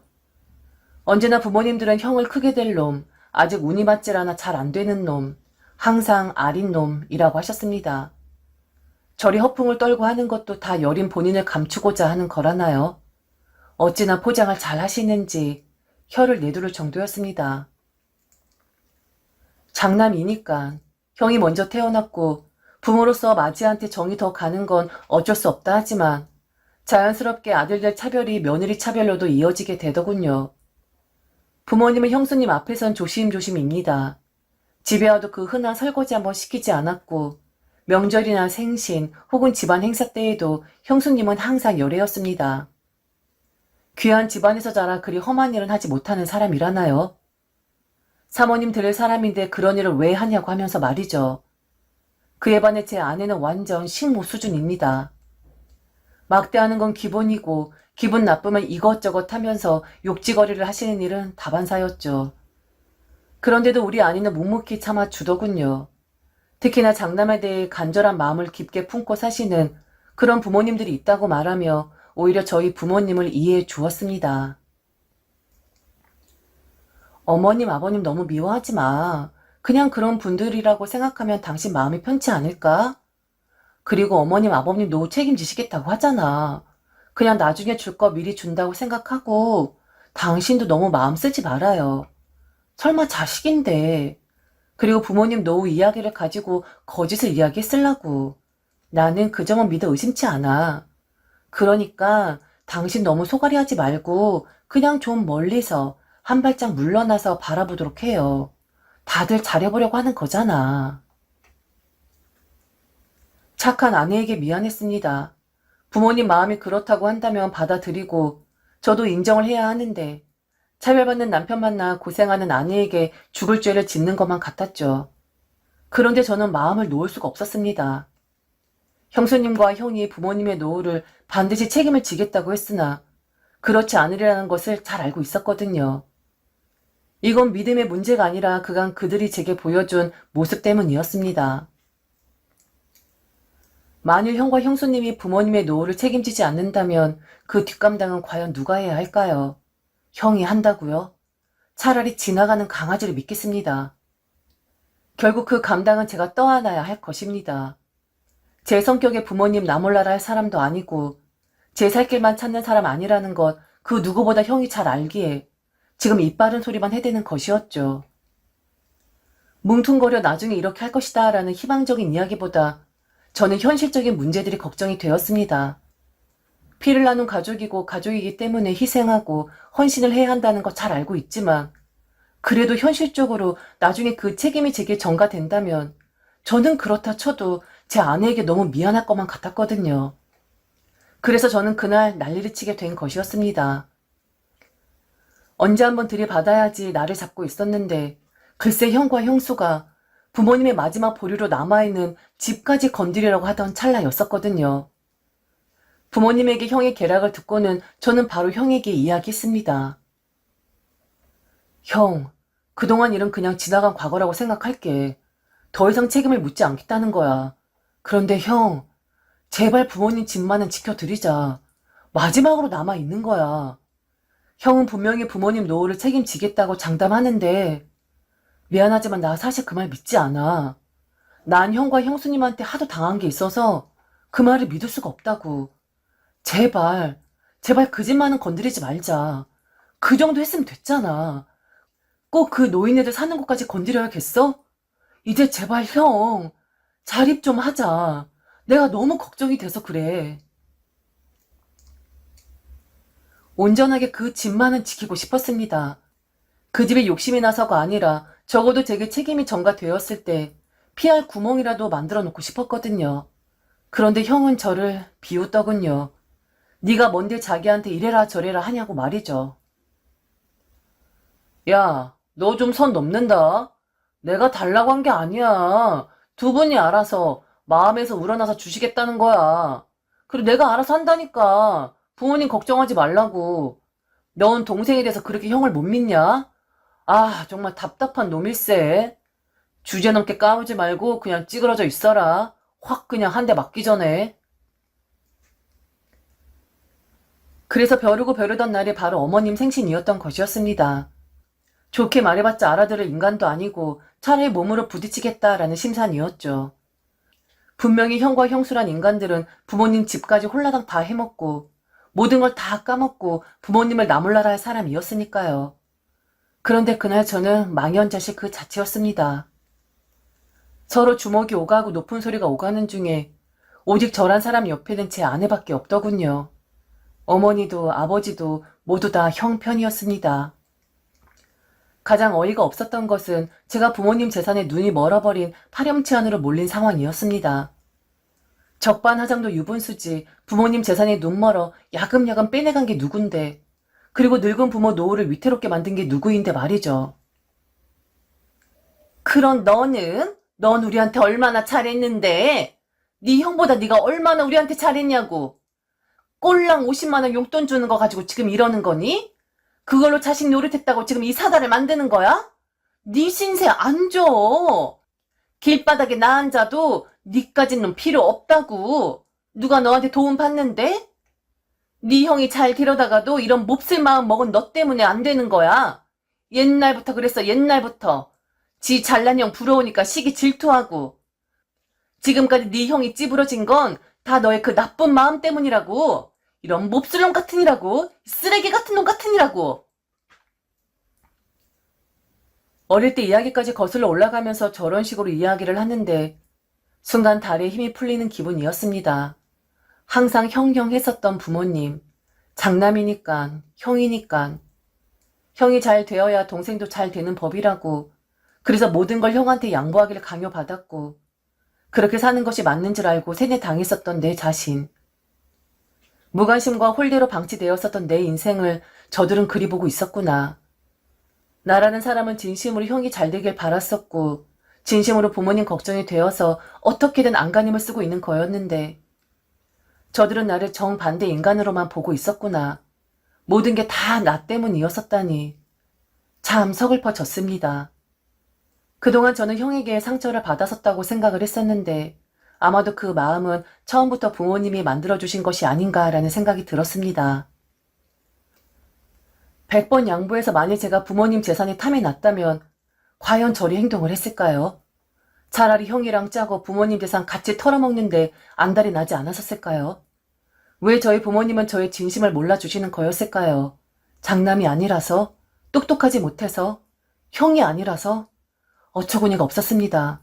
그래서 저도 그랬습니다. 다신 보지 말자고요. 서방님, 사람 그렇게 안 봤는데 정말 꼬인 사람이었었군요. 솔직하게 얘기하세요. 어머님이나 아버님이 너무 우리 그이한테만 의지하니까 셈이 나는 거라고. 그래서 어떻게든 흠 한번 잡아보려고 이런다는 거 인정하시라고요. 정말 처음 봤을 때부터 우리 그이랑은 참 다른 사람이구나 싶었었는데 이렇게 모난 구석이 있었네요. 정말 실망이에요. 그리고 저 이 일 절대로 그냥 넘어가지 않아요. 고소할 테니까 그런 줄 아시라고요. 이 사람 다음 주에 사업차 사람들 만나야 하는데 저 얼굴로 어떻게 사람들을 만나라는 거예요? 그에 대한 피해 보상 제대로 청구할 테니까 그런 줄 아세요. 얌전한 고양이가 부뚜막에 먼저 올라간다더니 부부가 하나같이 얌실한 구석들이 있었네요. 네, 알겠습니다.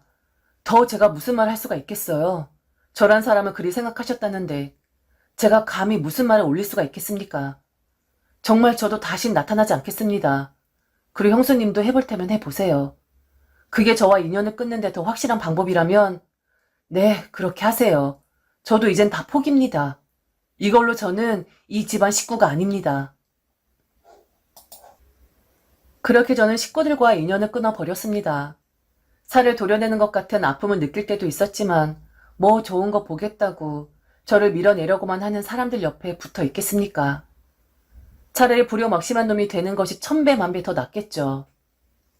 그렇게 수년이 지난 상황에서 미움이 그리움으로 희석되는 순간 어머니에게 요즘 들어 연락이 옵니다. 잘 지내냐고 말이죠. 잘 지내냐는 그 말에 눈물이 왈칵 쏟아졌습니다. 가족이니까 그런 걸까요? 그때 다시는 보지 않겠다, 서로 찾지 않겠다 맹세를 했었는데 다시 찾아지는 것이 바로 가족인 걸까요? 어머니 잘 지내냐는 말에 저는 아무 대답도 하지 않았습니다. 할 수가 없었어요.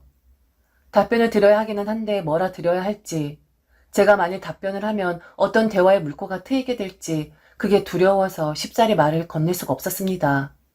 그립긴 했었어요. 보고 싶기도 했고 그 당시 내가 너무했나라는 생각도 들었었죠. 그래도 다들 잘해보려고 한 거였는데 내가 너무 앞서 나가 그리 생각한 게 아닌가? 혹시 내게 다른 사심이 있었던 것은 아니었나? 혼자 반성 아닌 반성을 하기도 했었죠. 그런데 막상 어머니에게 연락이 오니 혼란스럽습니다. 애써 정리를 끝내놓았는데 다시 제 상황이 복잡해진 것만 같았습니다. 수년도 더 지난 일인데 그날의 일이 생생하게 뚜렷하게 기억이 나서 저를 매일같이 괴롭히고 있습니다. 만일 다시 연락이 되고 다시 얼굴을 보게 된다면 예전으로 돌아갈 수 있는 것일까요? 서로 으르렁대긴 했었지만 그래도 형, 동생 했었던 그 시절로 말이죠. 자신이 없습니다. 그럴 수 있을 것 같지도 않고 말이죠. 저는 어찌했어야 할까요? 남이 아니기에 말을 한 것이고 말이 통하지 않았기에 몹쓸 방법을 쓴 것이었지만 그래도 가족이니까 남이 아니니까 그리 한 거였었는데 이런 상황에 놓이게 되니 그때부터 지금이 더 괴롭습니다. 완벽하게 끊어버릴 수도 잊을 수도 외면할 수도 없는 이 현실이 말이죠.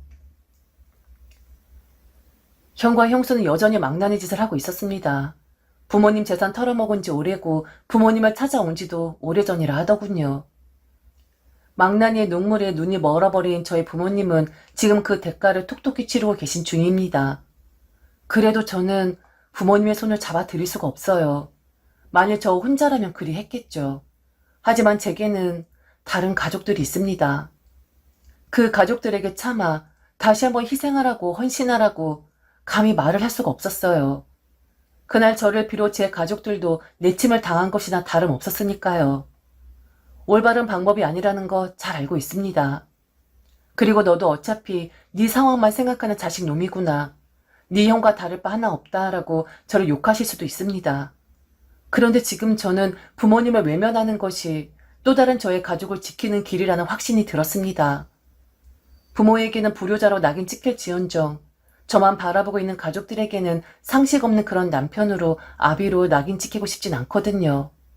속이 너무 답답하고 괴롭기만 합니다.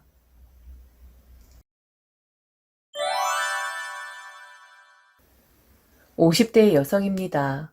아이들도 어느 정도 키워 이제는 지들 앞가림 정도는 하고 이제는 제 시간을 좀 보낼 것이라고 생각을 했었습니다.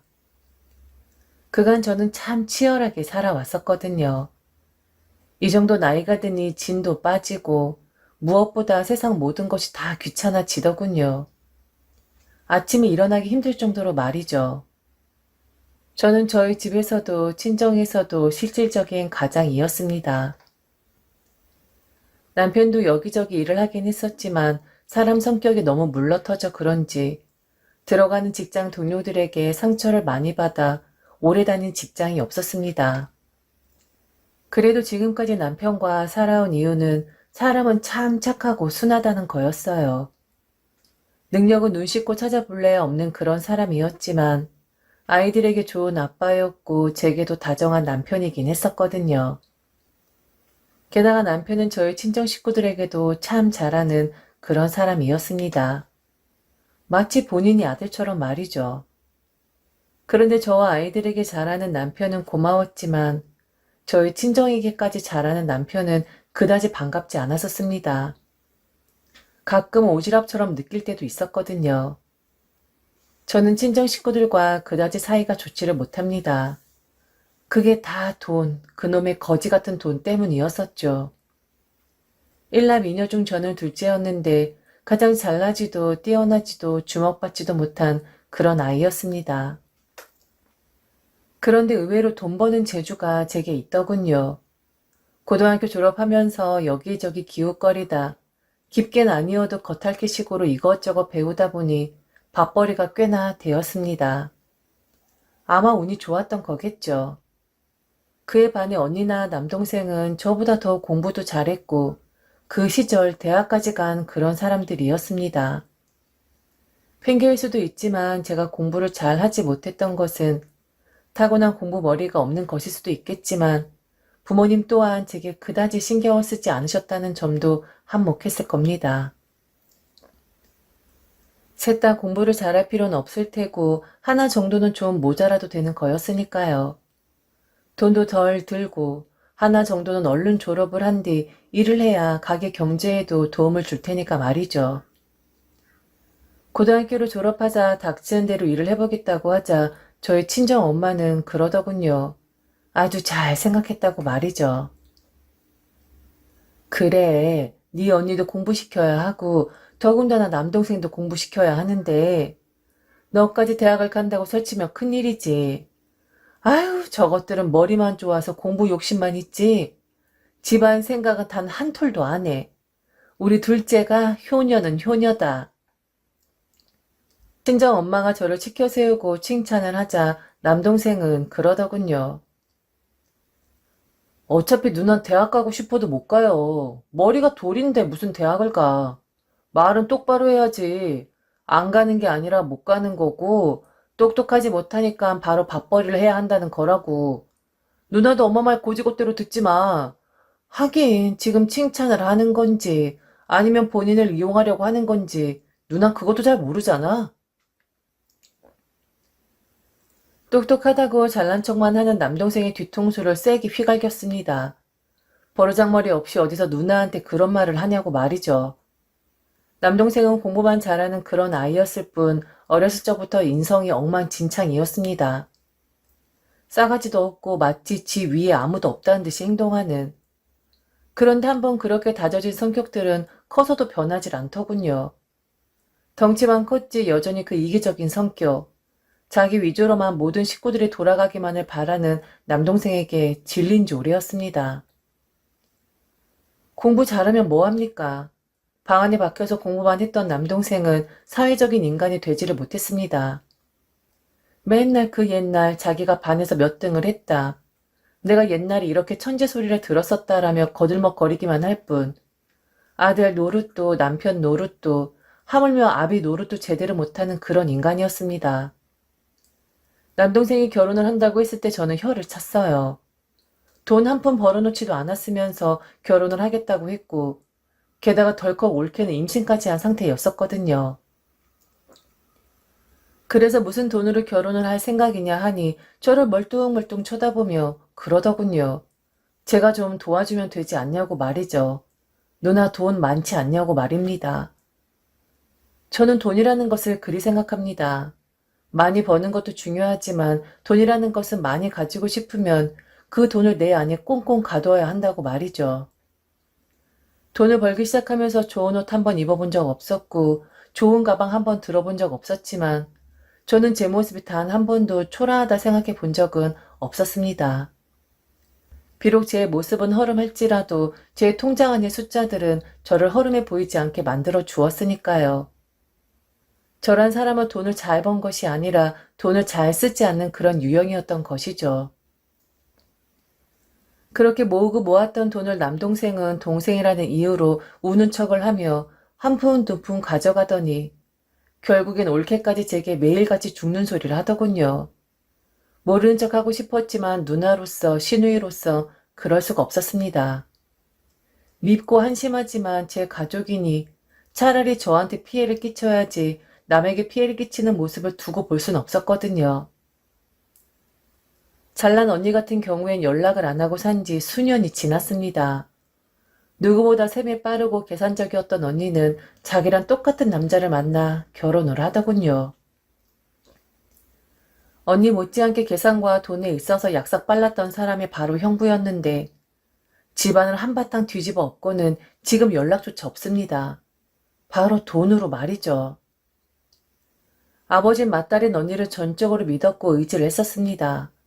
사람이 정이 없고 냉정하긴 했지만 제가 아는 언니는 남에게 흠잡힐 일을 하는 사람도 아니었고 모든 일에 정석인 그런 사람이었어요. 매우 정확한 사람이었다고 해야 맞겠네요. 그런데 그런 언니가 아버지를 상대로 사기를 치고 말았던 거였죠. 아버지가 오랫동안 가지고 계시던 땅이 있었는데 파실 생각도 전혀 없으셨고 나중에 엄마랑 전원주택을 짓고 사시겠다고 하신 곳이 있었습니다.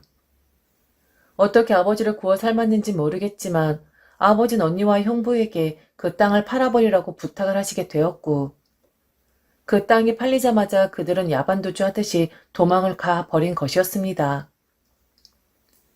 그 이야기를 하다 보면 밤이 새도 모자랄 판이기에 이 정도로 정리를 하겠으나 그때 정말 별별 일이 다 있었죠. 쫓고 쫓기는 언니네가 살고 있는 곳에 아버지는 보초를 서시기도 했고 형부가 다니는 회사에 찾아가기도 했으나 이미 그들은 오래전부터 그 땅 욕심을 낸 듯 싶더군요. 땅이 돈으로 되자 흔적도 없이 사라져 버렸거든요. 아버지는 언니를 원망하기보다는 형부를 원망했었습니다. 다 남자 잘못 만난 언니가 그리 변한 거라고 말이죠. 하지만 그 아내의 그 남편 아니겠습니까? 돈 때문에 지 부모도 나 몰라라 내팽개치고 부모들이 지를 어떻게 생각했는지 잘 알고 있었으면서 그리 행동했던 언니에게 잘못의 크기가 더 큰 법이겠죠. 아버지는 이후 입을 닫으셨고 땅을 빼앗기고 돈을 도둑질 당했다는 그 사실보다 맏딸이 아버지란 사람을 배신했다는 것에 더 실망을 한 듯 싶었습니다. 그런데도 가끔 명절이 되면 생일이 되면 언니 이야기를 하곤 했었죠. 잘 살고 있는지 궁금하다고 혹시 저한테는 연락이 오는 것 아니냐고 말이죠. 가족의 형태를 깨어버린 언니와 형부를 보면서 남동생에게 냉정하게 대하는 것이 그들을 도와주는 일이라는 것을 잘 알고 있었지만 차마 저는 그러질 못했습니다. 꼴값 떠는 것일 수도 있지만 언니가 가족들과 인연을 끊어버린 뒤 둘째였던 저는 제가 맞이 노릇을 해야 한다는 생각을 가졌었거든요. 정말 주제넘게도 말이죠. 그래서 온 가족들을 보살펴야 한다 생각했고 하나하나 마음 상하지 않게 다시는 우리 가족들 사이에 분란이 생기지 않도록 살펴보아야 한다고 혼자 마음을 먹었던 것 같습니다. 그런데 애초에 우리 가족들은 저란 사람을 이용해 먹는 것에만 치중했었고, 제 약한 부분을 건드리며 이리 빼내고 저리 빼내고만 했었던 거였죠. 그걸 알아차리는 데만 몇 년이란 세월이 걸렸네요. 잘 지냈지? 일주일 전에 며느리한테 전화가 왔었는데 지금 엄마 속상해서 미칠 것 같아. 아침에 병원 가서 침까지 맞고 왔어. 얼굴이 다시 돌아갈 것 같다. 스트레스를 너무 많이 받아서. 아휴, 그것들은 사는 게 왜 그런 건지. 똑똑하고 그만큼 배우고 했으면 지들 앞가리면 좀 할만한데. 왜 그러는지 정말 모르겠다. 네 올케가 그러더라. 이번에 집주인이 집을 빼라고 해서 옮겨야 하는데 전세자금 2천이 모자란데 나한테 부탁을 하는데 내가 그렇게 큰 돈이 어딨어. 그래서 너한테 살짝 이야기를 해보라고 했는데 혹시 네 올케가 너한테 전화 왔었니? 아유, 맨날 다들 너한테만 손 벌리고 너한테만 의지하는 것 같아서 엄마가 면목이 없어. 딸, 엄마 말 듣고 있어? 그때도 지금도 저는 엄마를 안쓰럽게 생각하긴 합니다. 그 힘없는 여자에게 그런 이야기를 해봤자 결국엔 제게 부탁을 해야 하는 입장이 되어 버리는 건데 다들 그걸 노리고 엄마에게 아쉬운 소리를 해댄다는 것 정도는 잘 알고 있었기 때문이죠. 그리고 엄마가 부탁하는 일엔 거의 거절하지 않았었던 저였기에 엄마를 이용함으로써 저를 이용하려고 했던 거겠죠. 그런데 남동생네는 제게 의지를 하는 수준이 점점 정도를 넘어서고 있었습니다. 언제까지 제가 동생 하나라고 그의 뒤치다꺼리를 해야 하는 건지 여윳돈이 없었던 것은 아니었으나 이번엔 내어줄 수가 없다고 생각을 했어요. 같이 나이 먹어가는 마당에 지들도 이제는 지들 스스로 난관에 부딪히면 해결을 해야 한다고 생각을 했었거든요. 엄마, 올케가 엄마한테 또 죽는 소리 했어? 아, 정말 엄마 스트레스 받게 왜 자꾸 그러는 거람? 나한텐 전화 안 왔었어. 우리 엄마가 돈 부족하다는 이야기 듣고 걱정이 많이 됐구나? 그래서 침은 잘 맞았고? 그냥 그런 소리 하면 한 귀로 듣고 한 귀로 흘려요. 그런 거 다 신경 쓰다 보면 엄마만 힘들어진다니까. 그러자 엄마는 이미 말을 들었는데 어떻게 신경을 안 쓸 수가 있냐고 하더군요. 이번 한 번만 더 도와주면 다신 제게 손 벌리지 않을 것이라고 했다고. 자기 얼굴을 봐서 이번 한 번만 더 도와주면 안 되냐고 엄마가 제게 부탁을 합니다. 매번 마치 행사처럼 돌아오는 엄마의 똑같은 저 말, 그리고 주저하는 저, 그 상황이 너무 싫었습니다. 그래서 저도 그때부터 거절이라는 것을 했습니다.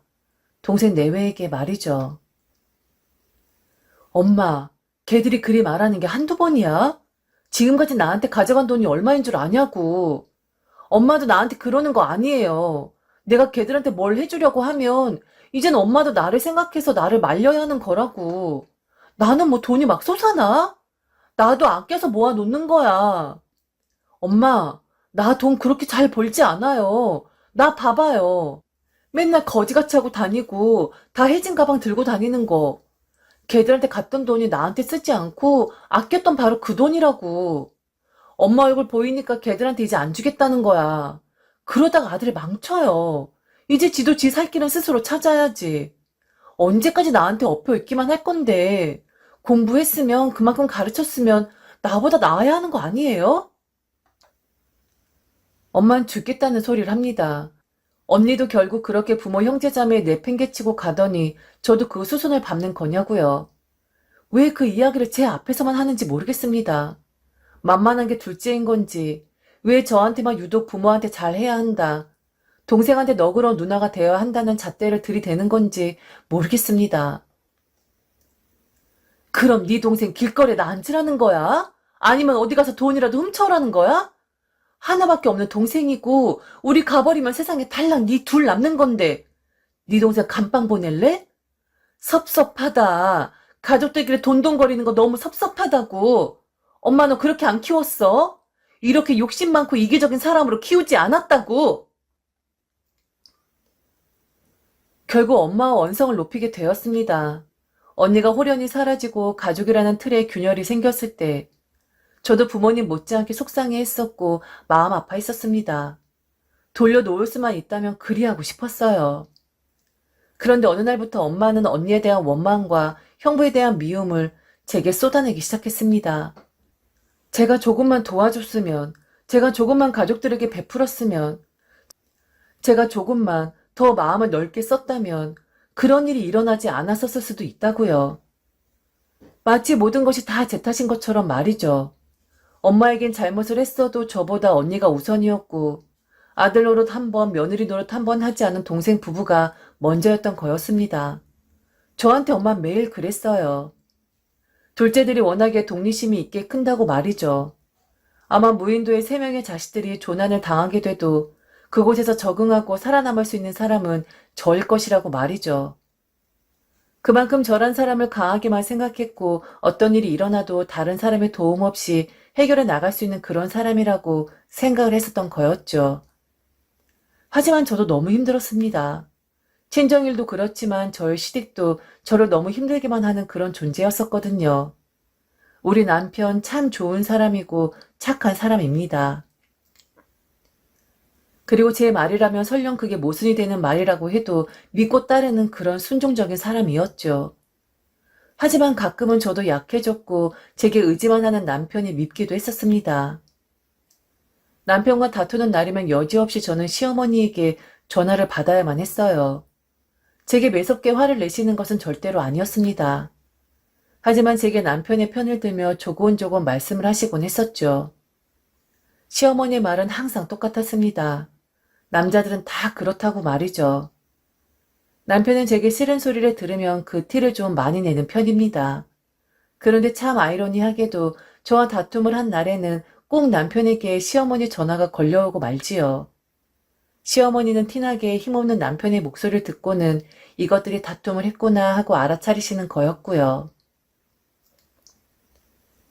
애미야, 남자들은 어리나 늙으나 다 똑같아. 그냥 네가 아들 하나 더 키운다. 그리 생각해야 속이 편할 거야. 그리고 아무리 애가 말실수를 해도 그걸 그렇게 듣지 말고 좀 다른 식으로 이해하면 안 되겠니? 아, 우리 남편은 저리 생각을 하는 거구나. 그런데 나는 그렇게 생각하지 않는데. 아유, 그냥 내가 참고 말지. 나 하나 참으면 그냥 다들 편안하니까. 내가 그냥 웃으면서 넘기고 말아야지. 이렇게 생각해야 편한 법이라고. 그렇게 사사건건 하나하나 다 짚고 넘어가면 너 속만 타 들어가는 것이고, 그리고 밉다 밉다 하면 정말 나중엔 한없이 미워지는 법이란다. 물론 이번에 우리 아들 이야기 들어보니까 그놈이 잘못을 하긴 했더라. 그런데 남자들은 원래 그래. 아무것도 모르지. 그냥 애라고 생각하면 딱 맞아. 내가 봤을 땐 우리 아들이 자신감이 없어서 자꾸 너한테 말실수를 하는 것 같은데 네 눈치를 보니까 너도 이번 참에 생각을 좀 고쳐먹고 그냥 이해를 좀 해라. 다 그렇게 사는 거야. 그리고 남편 기 죽여봤자 너한테 좋을 것도 하나 없지 않니? 남편 기는 여자가 살려줘야 하는 거야. 죽이는 게 아니라. 남편이 가장 노릇을 못하고 사는 것을 잘 아셨던 시어머니는 제게 늘 미안해 하시긴 했었습니다. 하지만 결정적인 문제가 닥쳤을 땐 항상 남편 편을 들곤 하셨죠. 남편이 공동통장에 손을 대어 주식 투자에 몽땅 다 돈을 날렸을 때도 제가 너무 속상해하자 저희 시어머니 제게 그러셨습니다. 또 그게 남자라고요. 그래도 그놈이 남잔 남자구나. 나는 그놈이 그렇게 통이 클 줄은 몰랐었네. 애미야, 날아간 돈은 다시 벌면 되는 것이고 이 일로 남편한테 너무 뭐라 하면 그 녀석 기 팍 죽게 된다. 기도 잘 해보려고 한 거였는데 이럴 때 네가 위로를 해야지 혼을 내거나 하면 그 녀석이 얼마나 속이 상하겠니? 부부가 왜 부부야? 좋지 않은 일이 생겼어도 서로 보듬어주고 서로 다독여주는 것이 부부 아니겠니? 물론 우리 아들이 잘못을 한 것은 맞지만 이번에로 애 너무 잡지 말아라. 애가 잘 해보려고 한 거였잖아. 차라리 시어머니가 아무 상관 안 하시는 편이 더 나았을 겁니다. 시어머니 입장에서 남편과 제 사이가 틀어지는 것이 걱정이 되어 저리 말씀을 하시는 것일 수도 있지만 제 입장에선 그 또한 스트레스였고 시집살이라고 생각을 할 수밖에 없었거든요. 착한 남편이지만 무능한 남편임에는 틀림이 없었기에 남편이 부족한 부분에 화가 나기도 했었고 그런 본인의 아들을 무조건적으로 감싸가 도는 시어머니로 인해 마음도 많이 상했었습니다. 제가 낳지도 않은 아들인데 어머니 왜 항상 제게 그 일을 아들이라고 생각하라 하시는 거예요? 그게 어머니 아들이잖아요. 저는 그런 아들 낳은 기억이 없어요, 어머니. 어머니가 제게 전화하셔서 그 이 편 들어주신 이유가 저희 부부 위해서 그러시는 거라 잘 알아요. 그런데 어머니, 남자라고 해서 다 봐줘야 하고 남자니까 다 이해해줘야 한다는 그 말씀? 모든 여자들이 다 그렇게 산다는 그 말씀?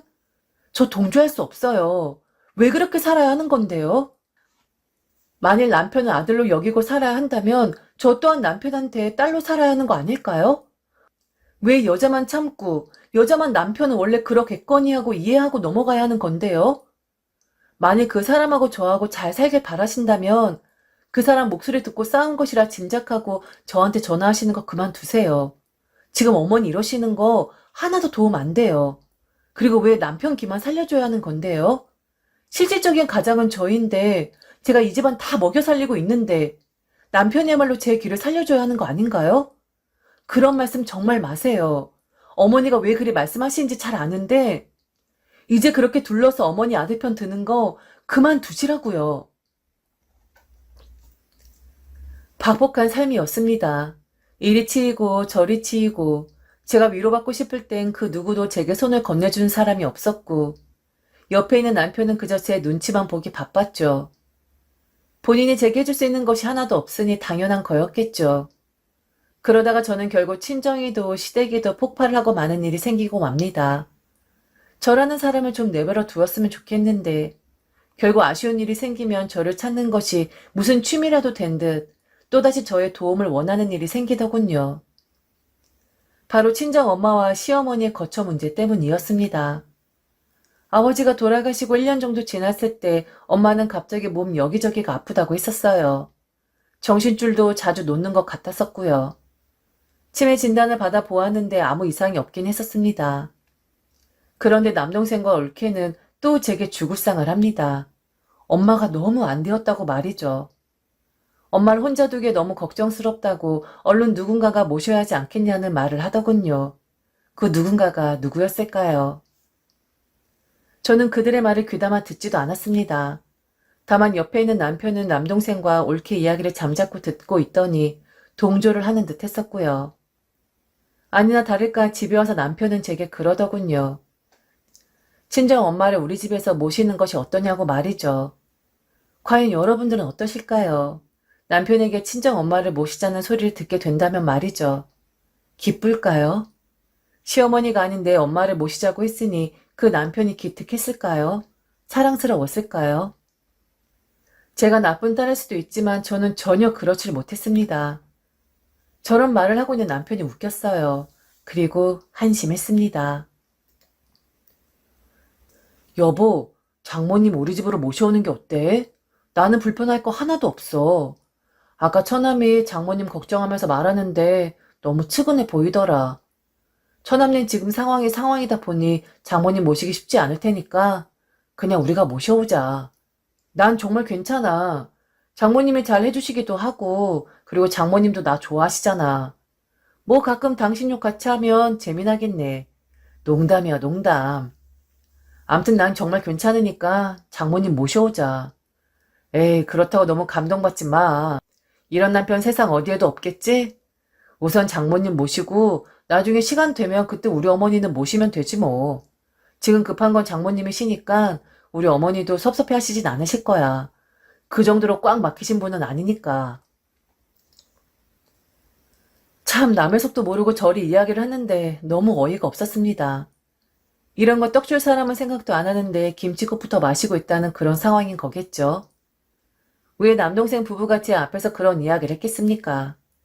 정말 걱정이 되어서 그리 말한 것도 있겠지만 남동생 부부는 그렇게 인정 있는 사람들은 아니었습니다. 이제 연로하고 힘없어진 엄마를 제게 맡기고 싶은 생각이었었겠죠. 자기들이 떠안기는 싫었을 테니까요. 뻔히 보이는 수였습니다. 그곳에 우리 남편은 홀라당 넘어가 버린 것이었고요. 물론 그게 아니더라도 저는 우리 엄마를 모실 생각이 눈꽃만큼도 없습니다. 왜 제가 그래야 하죠? 그동안 한 걸로도 모자란 걸까요? 적어도 그동안 자식 노릇한 것은 저 하나뿐인데 이젠 좀 남동생이 나서도 되는 것 아닐까요? 은근 제 편을 들어주는 것 같으면서 항상 남동생을 먼저 생각하고 올케를 먼저 배려해준 엄마였는데 제가 이제는 엄마의 마지막까지 책임을 져야 하는 것일까요? 싫었습니다. 정말 죽도록 싫었어요. 아니, 끔찍했습니다. 당신 지금 그걸 말이라고 하는 거야? 엄마를 모셔오자고? 우선 급하니까 엄마 먼저 모셔오고 나중에 어머니 모시면 된다고? 내가 왜? 도대체 내가 또 왜? 당신 지금 오해하고 있는데 말이야. 당신은 괜찮을지 몰라도 난 하나도 안 괜찮아. 당신은 불편하지 않을지 몰라도 나는 너무 불편해. 참내 감동 같은 소리 하고 있네. 그게 착한 사람들 특징인가 봐. 막 나서고 싶고 막 불쌍해 보이고 싶고. 그런데 그거 알아? 당신들이 착하게 행동하는 동안 그리고 착한 척을 하는 동안 그 뒤처리나 뒤치다거리는 내가 다 했다. 그런데 난 지금까지 단 한 번도 착한 사람이라는 말을 들어본 적이 없어. 항상 내 주위 사람들이 그런 말을 들었었지. 난 독하디 독한 사람이었고 악착 같은 사람이라는 말만 들었었지. 나도 병이지만 당신도 병이다. 그 착한 척하는 병. 우리 엄마 모실 생각도 없고 어머니도 모실 생각 없어. 정 모시고 싶으면 당신이 두 분 다 모셔. 두 분이랑 살면서 내 욕을 하던 나를 짓이기던 마음대로 하면서 살라고. 항상 나만 나쁜 사람 만들더라. 상황을 그렇게 만들어 놓고선 거절을 하면 세상 천지에 가장 악한 사람을 만들어 버린다고. 그게 얼마나 사람 미치게 하는 줄 알아? 다 싫어. 당신도 친정도 시댁도 나는 정말 다 싫다고. 다들 내 등에만 업혀서 내려올 생각 안 하는데 나도 등이 너무 아파서 미칠 것 같다고. 남편이란 사람이 어쩜 그렇게 와이프 속을 모를 수가 있니? 내가 당신이 그런 말 하면 좋아할 줄 알았어? 우리 남편 최고라고 할 줄 알았어? 웃기지 마. 나는 그 누구도 우리 집에 들일 생각 없어. 우리 엄마도 그리고 시어머니도. 만일 당신도 계속해서 내 비위를 건드리면 확 내쫓아 버릴 수도 있으니까 처신 잘해. 알겠어? 눈치 있게 행동하라고. 저는 못된 딸이자 며느리입니다. 그런데 과연 저라는 사람이 그렇게 매정하기만 한 사람일까요? 저도 좀 쉬고 싶습니다. 악착 같은 사람이라고 해서 절대로 지치지 않는 것은 아니거든요. 저도 이만큼 열심히 달렸으면 이젠 휴식이라는 것을 제게 안겨주고 싶습니다. 항상 아등바등 혼자서만 종종 거렸었는데 주위 사람들 뒤치다거리만 했었는데 저도 이제는 제 뒤치다거리만 하고 싶습니다. 그게 욕심일까요? 너무한 처사일까요? 저를 욕하신다 하셔도 저는 이제 좀 그렇게 살고 싶습니다. 아무 근심 걱정거리 없이 오직 제 한 몸만 좀 걱정하면서 그렇게 살고 싶어요. 제발 말이죠.